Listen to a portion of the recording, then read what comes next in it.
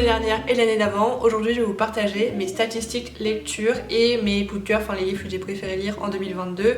Je sais déjà que c'est une vidéo qui plaira pas à tout le monde parce que tout le monde n'est pas forcément intéressé par la lecture. Si c'est votre cas, je suis désolée, j'espère que les prochaines vidéos vous plairont. Normalement ça parlera de séries et de YouTube dans les semaines à venir. Mais si ça vous intéresse, je suis très contente de vous accueillir pour vous raconter un petit peu ce que j'ai lu en 2022 et vous partager mes statistiques que j'ai faites sur Notion. Donc j'ai un tableau avec plein d'informations sur les différents livres que j'ai lus, que je remplis un petit peu au fur et à mesure de l'année, et j'ai aussi utilisé les statistiques Goodreads pour vous faire cette vidéo. Mon objectif Goodreads en 2022, et comme toutes les années, même si des fois j'arrive pas à l'atteindre, c'est de lire 50 livres. Cette année j'en ai lu 27, c'est pas énorme par rapport à l'objectif que je m'étais fixé, mais c'est quand même pas mal par rapport au nombre de mois qu'il y a dans une année. C'est quand même plus de la moitié, c'est déjà bien. J'ai lu 9182 pages, ce qui est forcément du coup moins que l'année dernière. Le livre le plus court que j'ai lu, c'est The Witch Doesn't Burn in This One de Amanda Lovelace. Il faisait 192 pages, donc ce qui est plus grand que mon livre le plus court de l'année dernière. Et le livre le plus long que j'ai lu cette année, c'est Phobos 4 de Victor Dixon avec 850 pages, ce qui est plus que le plus gros livre que j'avais lu l'année dernière. La moyenne du nombre de pages que j'ai lu par livre, c'est 340, ce qui est plus que ma moyenne de nombre de pages de l'année dernière. Le livre le plus populaire que j'ai lu sur Goodreads, c'est It Starts With Us de Colleen Hoover avec 3 476 997 personnes qui l'ont ajouté sur Goodreads, ce qui est énorme et ce qui est beaucoup plus que mon livre le plus populaire que j'avais lu l'année dernière. Et le moins populaire sur Goodreads que j'ai lu cette année, c'est Phobos 4 avec 4318 personnes qui l'ont ajouté à leurs étagères Goodreads. La note moyenne que j'ai accordée au livre que j'ai lu cette année, c'est 3,9 étoiles sur 5, ce qui est une bonne note je trouve, et c'est exactement le même nombre que l'année dernière, donc ça veut dire que j'ai la même appréciation de tous les livres que je lis tous les ans, donc je sais pas si c'est bien ou pas. Et le livre qui est le mieux noté sur Goodreads que j'ai lu cette année, c'est le deuxième tome du manga Fine Girl. En même temps il est irréprochable je trouve, donc si jamais vous l'avez pas encore lu, je vous le recommande. Ça c'était mes statistiques Goodreads. J'ai pas vraiment fait d'effort pour cela parce que je les ai juste recopiées sur Notion, j'ai juste comparé par contre avec celles de l'année dernière. Là je vais vous partager les statistiques que j'ai répertoriées moi-même sur mon petit tableau. Voilà tous les livres que j'ai lus cette année, comme je vous l'ai dit, il y en a 27. Ça c'est tous les livres que j'ai achetés en 2022. À gauche il y a les livres que j'ai pas encore lus et à droite il y a les livres que j'ai déjà lus. Là ils sont séparés par lieu avec les livres que j'ai achetés en librairie et à Value Village, c'est un genre d'Emmaüs. Ça c'est tous les livres que m'a offert ma soeur. Je sais pas si vous le savez, même si j'ai l'impression de le répéter sans cesse quand je parle de livres, c'est que ma soeur m'offre un livre par mois et moi je lui offre un paquet de cartes par mois parce qu'elle collectionne les paquets de cartes et moi je collectionne les livres. À gauche il y a les livres qu'elle m'a offert mais que j'ai pas encore lus, et à droite il y a ceux qu'elle m'a offert et que j'ai déjà lus. La seule autre personne qui m'a offert un livre cette année, c'est Margot. Je vous mettrai le lien de son Instagram en barre d'infos si jamais vous voulez aller voir, mais je vous en reparlerai de façon plus tard. Et ça c'est tous les livres que j'ai lus cette année mais que j'ai pas acheté en 2022, c'est des livres que j'avais déjà. En 2022 j'ai lu 12 young adultes, 15 livres adultes, 2 non-fiction et 2 romans graphiques / manga. Cette année j'ai relu 4 livres dont 2 réécritures et 2 livres que j'avais lus en français et que j'ai relus en anglais. J'ai lu 6 livres dont j'ai vu l'adaptation, donc il y en a 4 que j'ai vu ou revu cette année et il y en a 2 que j'avais déjà vu avant mais que j'ai pas revu en 2022. Maintenant pour les étoiles, attention ça va aller très vite. J'ai mis 5 étoiles à 9 livres, 4 étoiles à 8 livres, 3 étoiles à 8 livres, 2 étoiles à 1 livre et 1 étoile à 1 livre. Parmi les 27 livres que j'ai lus cette année, il y en a 25 que j'ai lus en anglais et 2 que j'ai lus en français. J'ai lu pas mal d'auteurs différents en 2022, mais il y en a 4 dont j'ai lu plusieurs livres. J'ai lu 2 livres de Rainbow Rowell, j'adore dire son nom, 2 livres de Taryn Fisher, 2 livres de Elko Shimano et 2 livres d'Adam Silvera. Et sinon du coup c'était des auteurs différents à chaque fois. En 2022 il y a un livre que j'ai pas terminé et je l'ai même pas dans mes mains pour vous montrer parce que je l'ai laissé à la Réunion, je l'ai abandonné tellement il m'intéressait pas. C'est Hollywood Crime Story que j'avais acheté il y a très longtemps, que je me suis enfin décidée à lire cette année et que je n'ai pas du tout aimé, donc que j'ai arrêté en plein milieu, et c'est très rare que je fasse ça. La preuve, il n'y en a qu'un seul dans ma liste. Maintenant par rapport au nombre de pages, j'ai lu 6 livres de plus de 400 pages et 21 livres de moins de 400 pages. Pendant les 6 premiers mois de l'année j'ai lu 9 livres et pendant les 6 derniers mois de l'année j'en ai lu 18. Ça m'a pas empêché d'échouer à mon challenge Goodreads, mais j'ai quand même pu augmenter un petit peu et gonfler mon nombre de livres lus parce que sinon ça aurait été catastrophique. Évidemment ça n'aurait pas été catastrophique, mais c'est juste ça m'aurait embêté de lire si peu quand même. Le tout premier livre que j'ai terminé cette année, c'est The Midnight Library de Matt Haig, que j'avais commencé en 2021 et que j'ai fini tout début 2022, que j'ai adoré. Ce livre était tellement bien. C'est pas mon livre préféré de l'année, je vais vérifier, je vais voir s'il est dans mon top 5 ou pas, je vais devoir faire des choix. Il apporte un nouveau regard sur la vie, pas un nouveau regard, mais il nous rappelle qu'il faut regarder la vie de cette manière. C'est pas un livre de développement personnel, même si c'est souvent vendu comme ça reste quand même de la fiction et j'ai trouvé ça très cool pour le message plus que pour la fiction du coup. Et le dernier livre que j'ai lu en 2022, c'est The Subtle Art of Not Giving a Fuck. Je n'ai jamais lu autant de fois le mot fuck que dans ce livre et je l'ai adoré. Je trouve qu'il est super intéressant. Il se répète un petit peu par moment et je pense pense que c'est un livre qu'il faudrait que je relise de temps en temps. Pas de temps en temps, mais peut-être une fois par an, une fois tous les 2 ans. Parce que ça fait du bien, genre vraiment, le titre l'indique. Ça te soulage d'un poids, je trouve. Et voilà, il faut se rappeler ça de temps en temps. Voilà pour mes statistiques. Je sais pas si ça vous a intéressé. Moi, j'adore voir ce genre de vidéos sur les chaînes des autres. Donc ça m'intéresse moi. Maintenant, c'est une catégorie que j'adore faire tous les ans. C'est mes 5 couvertures de livres préférés que j'ai lus cette année. Alors, il n'y a pas d'ordre hiérarchique, je vais vous les montrer comme ça. Le premier qui me tombe sous la main, c'est In 5 Years de Rebecca Searle. J'adore ce genre de couverture de livre. Je la trouve magnifique avec la skyline de New York et l'assemblage des couleurs avec le rose, le bleu, le jaune, des petites étoiles, je sais pas si vous verrez bien. Et puis les petites étoiles un petit peu parsemées comme ça sur toute la page, j'adore vraiment. Je trouve que ce livre est magnifique, il est si doux, si mignon. Ensuite, on n'est pas trop dans la même ambiance, mais je trouve que c'est pareil, une couverture très très belle. C'est The Wife Upstairs de Rachel Hawkins que j'adore parce qu'elle est si mystérieuse. Genre, je trouve qu'elle représente bien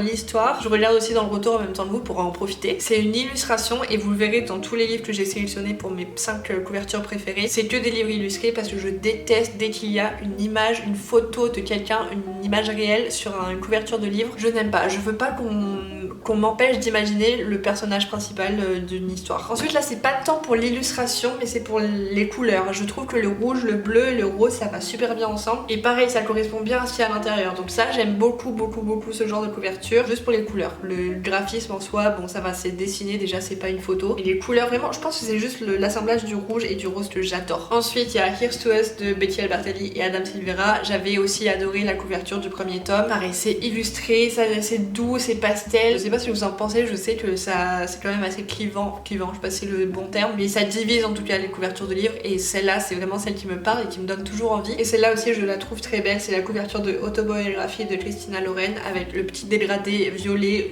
coucher de soleil, j'adore. Et puis pareil, les petits pointillés, les petites étoiles là, vous le voyez sûrement dans mes miniatures, c'est bien le genre de truc que j'aime bien ça. Voilà mes 5 couvertures de livres préférées, c'est peut-être un petit peu superficiel parce qu'on ne juge pas un livre à sa couverture, scoop de l'année, mais quand même ça fait plaisir aux yeux, ça donne envie d'avoir le livre en main et de le prendre avec soi tout le temps. D'ailleurs quand j'achète mes livres, je fais super attention à la couverture, je regarde s'il y a différentes éditions pour choisir la couverture qui me plaît le plus. Je sais pas si vous faites pareil, dites-moi, ça m'intéresserait de savoir. Pour terminer en beauté, je voudrais vous parler de mon top 5 des livres que j'ai préféré lire cette année en 2022. Je commence par la place numéro 5 parce que cette fois-ci je les ai classés par ordre hiérarchique, ce qui arrive très rarement, j'ai réussi à faire des choix. En 5ème position, j'ai mis Finlay Donovan et Still in It de Elle, alors j'ai pas réussi à dire son nom tout à l'heure, El Cosimano. J'ai beaucoup aimé ce livre, j'adore l'humour du personnage principal et j'aime le fait qu'elle doive écrire un livre. En très gros, c'est une autrice qui doit absolument écrire un livre parce qu'elle a des soucis d'argent. Elle se retrouve à devoir cacher un corps par inadvertance quoi, elle l'a pas fait exprès. C'est un peu tragique mais en même temps c'est très léger, ça me fait penser à Dead to Me. Si vous avez vu la série, je pense que vous aimerez beaucoup ce livre parce que c'est un peu le même genre d'ambiance. Il y a aussi un duo de personnages principaux.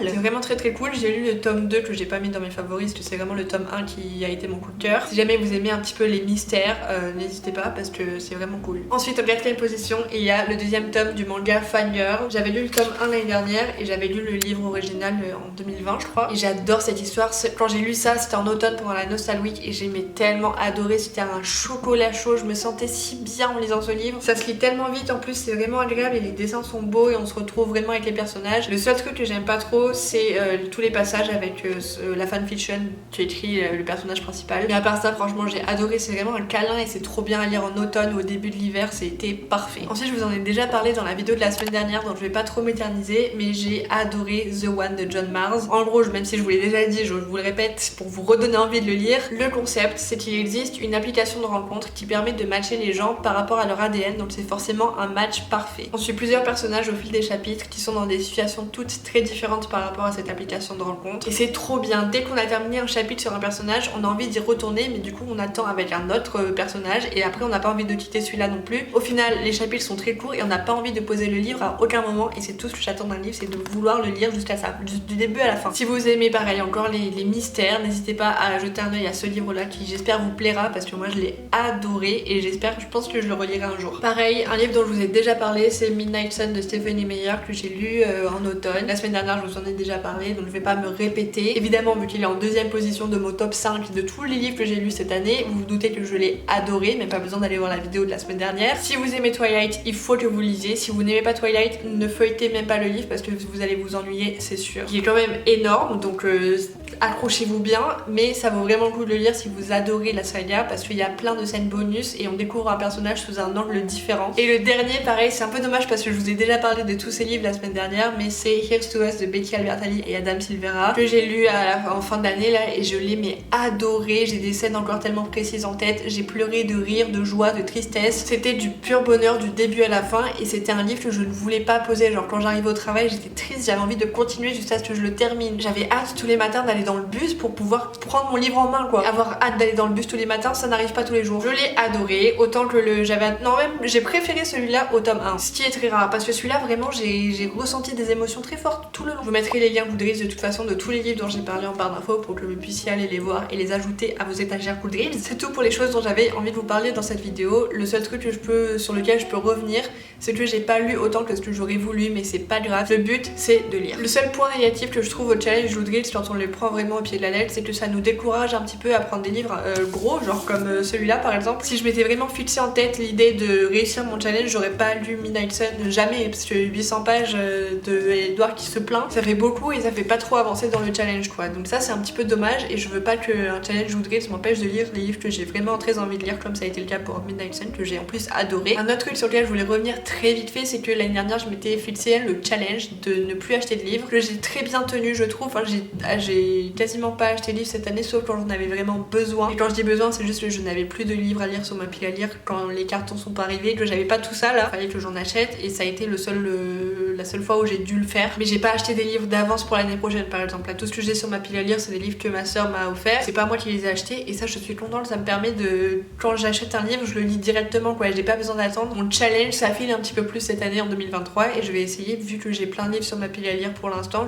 de ne plus acheter de livres jusqu'à ce qu'elle soit vide, entièrement vide. Il ne reste plus que 0 livre à lire et là j'irai de nouveau en librairie ou à Bas du Village ou n'importe où pour acheter des livres qui me font envie et que je lirai d'une traite et après je retournerai en librairie parce que c'est aussi un plaisir d'aller choisir son livre. Le devoir pour cette vidéo c'est de me dire quels ont été les 5 livres que vous avez préféré lire cette année ou le livre que vous avez préféré lire cette année si vous n'en avez pas lu beaucoup. Dites-moi ça en commentaire, dites-moi aussi si jamais il y a des couvertures de livres que vous avez préférées par rapport à d'autres et quel genre de couverture de livres vous aimez bien. Et un truc que je viens de voir que j'ai oublié de vous dire, c'est donc d'habitude je vous partage un Share the Love à la fin de ces vidéos statistiques bilan de l'année. Cette année comme j'ai très peu lu, j'avais pas envie de regarder beaucoup de booktubeurs, booktubeuses parce que j'avais pas envie de me donner envie de lire alors que je pouvais pas lire. J'en ai regardé très peu mais évidemment ma reine sur terre, celle dont je vous parle dans toutes mes vidéos quasiment, c'est Gaby Reads. Je sais pas pourquoi, je pense que c'est juste parce que c'est la première que j'ai commencé à suivre sur Booktube. Je l'adore, j'aime tout ce qu'elle fait, je m'endors avec ses vidéos, je les regarde plein de fois en boucle, jusqu'à ce qu'il y en ait une nouvelle qui sort. Je l'adore, je ne sais pas pourquoi mais je l'aime. La deuxième booktubeuse que j'ai beaucoup regardée cette année, c'est Audrey de Le Souffle des mots, du Souffle des mots, que pareil j'aime beaucoup et c'est un petit peu ma base française, comme ça je suis un petit peu tenue au courant des sorties qu'il y a en France et des livres qui ont été traduits ou non. Et je la suis depuis très longtemps et je la suivrai encore pendant très longtemps. Donc voilà, c'est les deux seuls que j'ai regardés vraiment assidûment cette année et les deux seuls comptes Instagram, mes deux préférés que j'ai suivis aussi assidûment, même pas trop en vrai parce que je me suis pas trop connectée sur mon compte book Instagram, mais les deux que j'aime vraiment et à chaque fois que je me connecte c'est les deux que je vais voir, c'est Margot Lecture sur Instagram et Treat Your Shelves, mais je ne sais même pas comment elle s'appelle. C'est mes deux bookstagrammeuses préférées et évidemment Gaby Reads et Audrey du Souffle des mots ont aussi des comptes bookstagram. Je vous mettrai tout ça en barre d'infos de toute façon et du coup la question que je voulais vous poser c'est quels sont les booktubeurs, booktubeuses que vous suivez, bookstagrammeurs, bookstagrammeuses, booktalkers, booktokeuses, il y en a maintenant pour tous les goûts. Je ferme ma grande bouche, j'espère vraiment que cette vidéo vous a plu et je sais qu'elle a pas été utile sauf si je vous ai fait découvrir des livres et ça c'est le plus important je trouve, donc j'espère que ça a été le cas. Si c'est le cas n'hésitez pas à me le dire en commentaire, ça me ferait plaisir qu'on échange sur les livres dont j'ai parlé et les livres même dont j'ai pas parlé et dont vous allez me parler. Je vous souhaite de passer une bonne semaine et je vous dis à dimanche prochain pour normalement une vidéo sur les séries et celle-là j'ai vraiment trop hâte de la faire, j'ai hâte juste de faire l'intro et je me tais. Bisous.